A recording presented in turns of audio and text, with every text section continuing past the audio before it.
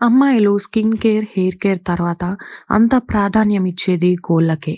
చక్కగా పొడవాటి గోళ్ళు పెంచి, వాటికి రంగురంగుల నెయిల్ పాలిష్, నెయిల్ ఆర్ట్స్ వేసి అందంగా మార్చేయాలని ఎవరికి మాత్రం ఇష్టముండదు. కానీ చాలామంది గోళ్ళు ఇన్ఫెక్షన్‌ల బారిన పడడం, విరిగిపోవడం, పొడిబారటం వంటి సమస్యల్ని ఎదుర్కొంటుంటారు. ముఖ్యంగా శీతాకాలంలో ఈ సమస్యలు ఇంకా ఎక్కువగా ఉంటాయి. కొంతమందికి గోళ్ళ పెరుగుదల ఆగిపోయి పెరిగినా స్ట్రాంగ్‌గా పెరగవు.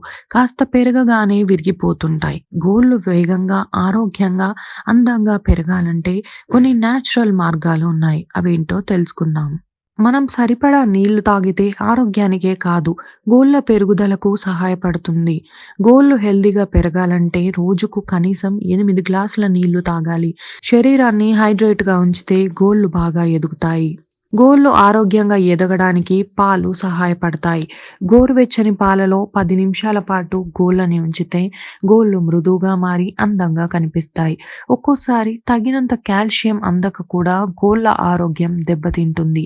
మీ డైట్‌లో డైరీ ఆహార పదార్థాలు చేర్చుకుంటే కాల్షియం లోపం దూరమవుతుంది.